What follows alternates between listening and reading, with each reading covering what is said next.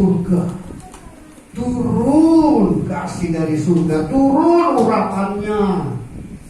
Lalu kita terima kasih itu, meluap kita dengan kasih itu, dan barulah kita mengatakan, aku mengasihi Engkau Yesus dengan segenap hatiku.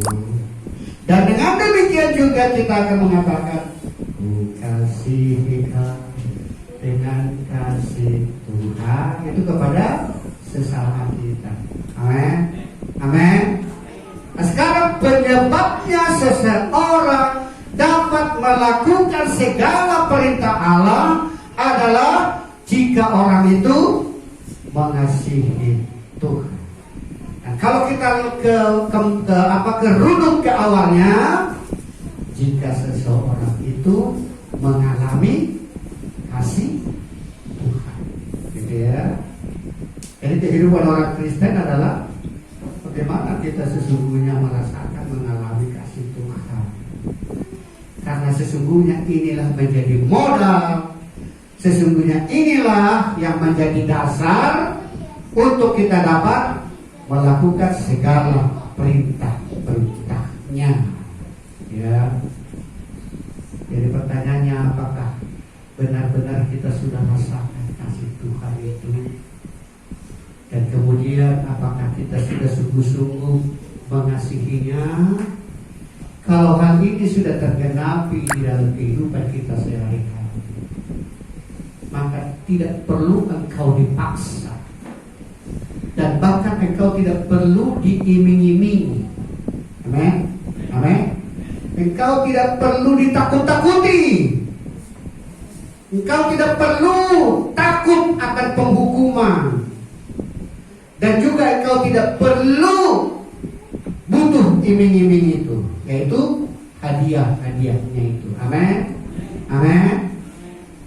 Jika engkau merasakan kasihnya, dan jika engkau mengasihi Tuhan itu, maka akan mengalir, akan gampang engkau menuruti segala perintah-perintah Tuhan itu.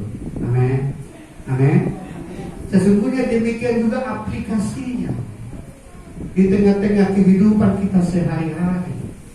Aplikasinya juga sama saja. Nah, sekarang kalau anak-anak, kalau jadi sorotan kita adalah anak-anak, kan dalam hubungan rumah tangga itu kan, apakah anak-anak itu taat, apakah anak-anak itu patuh, anak-anak remaja sekarang. Karena sebagaimana saya katakan, periode kelompok umur yang paling keras sesungguhnya adalah kelompok umur pemuda dan remaja. Itu yang paling rawan. Ekstra hati-hati, gitu ya. Ekstra hati-hati pemuda dan remaja. Inilah kelompok umur yang paling rawan. Dan yang paling, karena di dia sudah ada sifat egonya, kemandiriannya. Makanya sering kalau di sekolahan, kualitas kepintaran anak-anak itu di SD 80% masih bisa tertangkap mata pelajarannya. Saya pernah mengikuti apa itu cerdas cermat ya. Kita SD apa namanya? Cepat tepat atau apa dulu? Kita SD cepat tepat. Sedangkan SMP sama cerdas cermat, gitu ya. Coba perhatikan itu. Dari kalau di cepat tepat yang arti ke SD, persentase terjawab pertanyaan curi bisa 80%. 80%. Sedangkan SMP sudah turun loh, bukan naik. Padahal sudah makin lama belajarnya, kan gitu kan? SD 6 tahun, SMP tambah lagi 3 tahun, dan 9 tahun. Tapi ternyata isi gajinya ini, tabungannya ini justru bukan bertambah, karena tingkat mereka menjawab pertanyaan itu semakin berkurang. Dan bagaimana kalau sudah SMA, bertambah atau berkurang? Ini berbicara umum loh ya, secara umum. Berkurang? Berkurang. Berarti grafik itu bukannya naik, tapi turun. Mengapa demikian? Mengapa demikian? Pertanyaannya mengapa demikian? Nah, ini kaitannya seperti yang saya katakan, periode rawannya itu di situ. Kalau SD belum rawan, ototnya juga belum begitu. Kalau di kampung kami dianggarkan katanya, nggak jago katanya. Belum, SD belum, tapi SMP sudah mulai. Sifat pemberontakan itu sudah mulai. Padahal itu potensi. Potensi kalau disalurkan secara benar ya sangat bagus. Tapi kalau potensi ini ke jalur yang lain akan rawan, berbahaya. Tergantung kemana. Seperti air, ya, air yang dari gunung deras, kalau tidak diorganisasikan akan melanda kemana-mana. Tapi kalau diorganisasikan, dibuat saluran, maka dia akan terarah. Jadi sama, anak-anak juga sama. Kalau kita biarkan begitu ya melanda kemana-mana. Tapi kalau kita arahkan, kita salurkan secara benar, potensi itu akan membuahkan hasil yang sangat baik, termasuk di rumah tangga. Makanya bapak-bapak, ibu-ibu, jenjang ini harus tahu. Di SD mereka itu sifat penurutnya masih tinggi, terlebih-lebih di TK barangkali. Ya, tumit nanti lah. Lipat tangan, 1, 2, caranya dulu. Coba bilang dulu sama. Lipat tangan, kata sama apa? Ya. Jadi tingkat kerawanannya di situ. Pemuda dan remaja. Seperti tadi, semakin di SMP, semakin SMA, persentase terjawab itu semakin menurun. Karena apa? Karena intervensi orang tua dengan guru sudah semakin berkurang. Kalau intervensi di SD sangat tinggi intervensi orang tua, karena anak-anak itu masih takut. Ya, padahal seperti yang saya katakan tadi, kesalahannya di situ.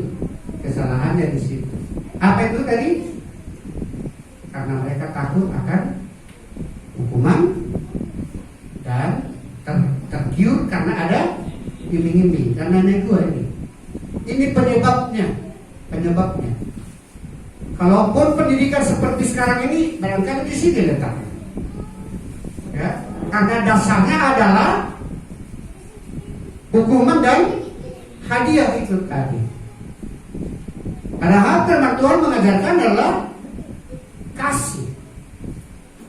Jadi sehebat apapun anak-anak itu, kalau dasarnya kasih itu terterapkan, terhidupi di rumah tangga, maka problema tadi tidak akan terjadi. Ya, pertanyaannya, jika anak-anak itu sungguh-sungguh mengasihi orang tuanya, gitu ya? Itu ayat ini korelasinya. Korelasi ayat ini adalah jika anak-anak mengasihi orang tuanya, maka mereka akan menuruti segala perintah orang tuanya, gitu ya. Tapi pertanyaannya sekarang, jangan hai orang tua, jangan menuntut sesuai dengan ayat ini. Wah, kan katanya tadi jika kau mengasihi Bapa, kan gitu kan? Jika kau mengasihi mama, kan itu kan ayat tadi. Khotbah juga di gereja kan begitu. Jika kamu mengasihi papa, jika kau mengasihi mama, maka engkau menuruti perintah mama. Nah, itu kan?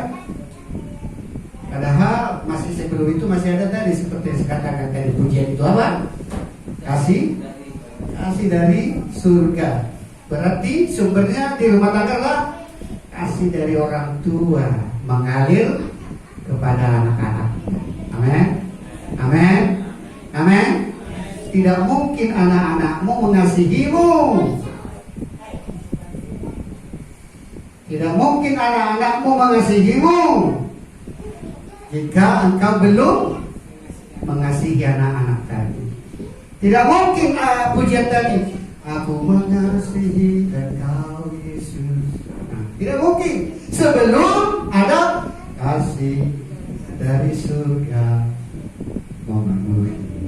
Amin. Amin. Karena Tuhan juga mengatakan, bukan kamu yang mengasihi aku, tapi akulah yang mengasihi kamu. Karena kita bukan sumber, ya. Kita bukan sumber. Sumber kasih itu hanya dia. Jadi pertanyaannya sekarang, orang tua sentralis lo dalam hal ini, dalam rumah tangga. Caranya tadi, jangan engkau menggunakan metode hukuman dan iming-iming tadi. Jangan. Tapi pastikan bahwa engkau benar-benar mengasihi anak-anakmu, dan pastikan juga bahwa anak-anakmu merasakan kasihmu. Loh, kenapa harus dua-duanya dibikin? Karena sering orang tua merasa bahwa dia sudah mengasihi anak-anaknya, tapi sayang 1000 kali sayang, ternyata anaknya tidak merasakannya. Sehingga muncullah kata-kata, kamu nggak tahu, Bapak, Mama sayang sama kamu, apa yang kamu minta dipenuhi. Motor sekarang kamu mau minta dengan merengek-rengek, tuh udah kita beli, apalagi, kurang apa lagi, begitu kan jadinya. Tapi ternyata sering terjadi orang tua yang sudah merasa bahwa dia mengasihi anak-anaknya, tapi ternyata anak-anaknya tidak merasakan kasih orang tua. Kalau hal demikian terjadi, maka tidak akan mungkin terjadi jika anak-anak mengasihi orang tuanya, maka anak-anak akan menuruti perintah-perintah orang tuanya. Tidak mungkin terjadi kalau anak-anak tidak merasakan kasih orang tua, sekalipun orang tua sudah merasakan bahwa dia sudah mengasihi anak-anaknya. Jadi pastikan bahwa kau mengasihi anak-anakmu, dan juga pastikan juga bahwa anak-anakmu juga merasakan kasih. Bagaimana hal ini bisa terjadi? Kunci utamanya adalah interaksi. Amin. Amin. Interaksi apa? Hubungan. Berdialog, ngobrol, gitu ya. Berbicara. Mulai dari kecil, berbicara, ngobrol. Ya, pendidikan sekarang ini pun barangkali sangat perlu. Ya. Kalau masalah gizi, tidak lebih bagus di desa-desa gizinya daripada di kota. Tapi sering lebih cerdas, lebih kuat anak-anak di kampung itu. Kenapa? Karena orang tua dengan anak-anak itu masih ada interaksi, ada ngobrol-ngobrol. Dan bahkan kita sudah terapkan itu. Kita juga mendengar dari dokter, ya, beberapa hari kemarin sampai beberapa mendengarkan seorang dokter seperti itu. Mulai dari kecil, orok, sebulan, 2 bulan katanya. Dan kita itu perhatikan juga kepada cucu di sini. Gitu. Senangnya, ngerti apa nggak ngerti dia. Bukan kata-kata itu ternyata yang dimengerti anak kecil. Bukan. Yang paling dimengerti anak itu adalah mimik kita. Ya, bisa ketawa dia. Kita bisa nggak apa-apa seperti ngobrol. Tuh, tadi lu. Gitu. Saya sering itu sama si Deva di sini. Sering bicara seperti itu. Iya. Dia ketawa dia. Bisa dia lihat wajah kita, makanya coba pelototin dulu dia. Pasti nangis dia. Gak usah ngomong apa-apa, tapi pelototin gitu. Pasti dia gitu. Ya. Jadi interaksi itu, hubungan, mulailah dari anak kecil itu. Gitu ya. Bahkan di sini saya nggak tahu apakah orang tua sudah menerapkan itu ya. Latihlah anakmu untuk menyuapi makannya. Biar anak-anak itu yang menyuapinya makan. Tugas kita adalah membersihkan lantai kalau ambak-ambakan nasinya itu. Jangan supaya menjaga lantai rumah kita tetap bersih, sehingga kita yang menyuapi anak-anak itu yang sudah umur sekian-sekian tahun. Kesalahan besar itu kalau menurut ilmu pendidikan kedokteran. Dan untuk juga iman kita juga sama, berkaitan juga seperti itu. Ya, disuapi sampai besar. Bahkan dari dokter itu mengatakan sekalipun masih ngedot, berarti susu, tetap susu bahannya, tapi umur 6 bulan dikatakan jangan lagi dengan dot, jangan, lebih bagus disendokin katanya. Padahal susu yang sama,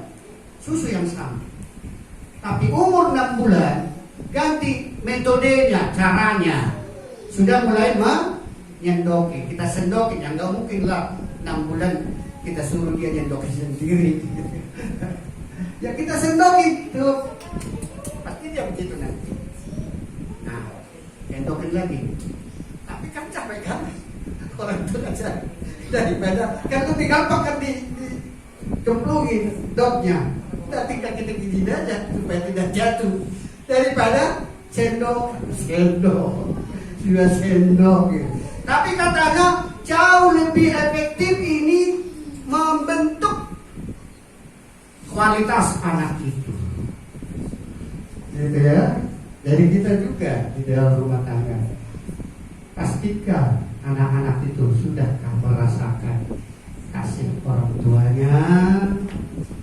Dan paling utama sekarang, apakah kau sudah mengasihi anak-anakmu? Nah, itu pertama dulu, ya kan? Yang pertama kasih dari surga, Mama Dwi dapatin. Baru kemudian lanjutannya, aku mengasihi kalau Yesus. Nah, ini pun seperti itu. Pastikan apakah kau sudah mengasihi anak-anakmu. Jangan pakai metode hukuman dan iming-iming tadi, uang itu cara duniawi. Dan pastikan juga apakah anak-anakmu sudah merasakan kasih kita. Bagaimana itu bisa termonitor? Bangunlah terus interaksi hubungan, gitu ya. Bahkan buat anak kecil ngedongeng itu masih bisa. Ya, anak-anak kecil ini kita bikin dongeng. Jangan HP Bapak Ibu yang dikasih Tuhan. Ya. Jangan HP, jangan rusak generasi penerusmu dengan caramu yang salah.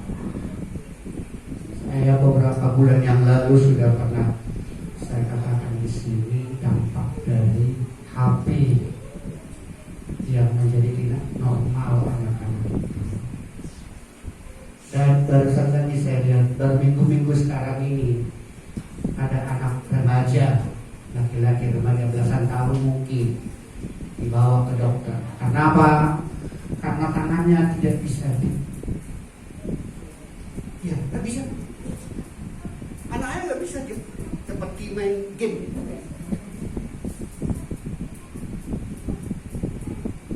Sudah rusak ya. Berarti mengemudi. Itu salah. Jadi nggak bisa diberhentikan dia tangannya. Nggak bisa. Ya kalau seperti berhenti harus diikat kali ya. Dampak daripada itu. Apalagi mulai dari anak kecil. Ya.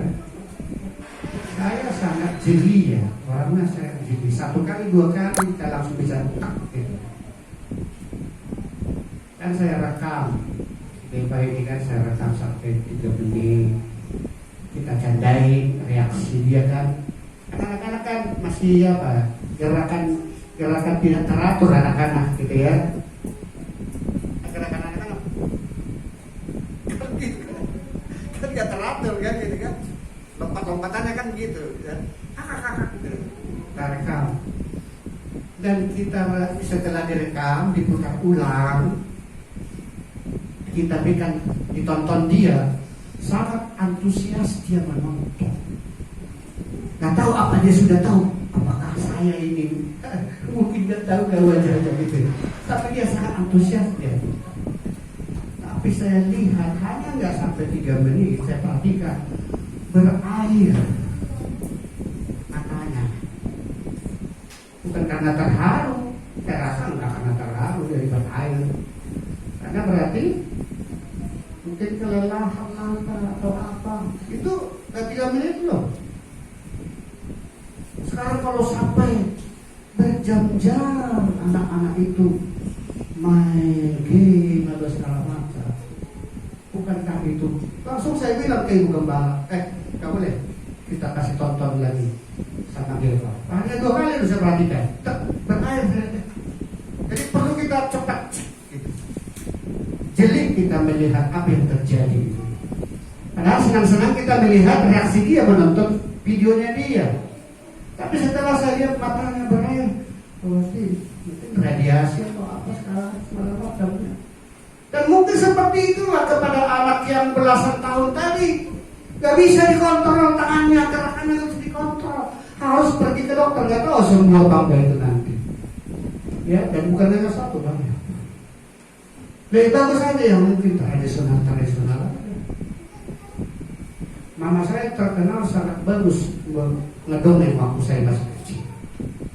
Sampai hari ini saya masih ingat cerita-ceritanya. Sampai pernah saya percontohkan di sini. Burung itu masih kan?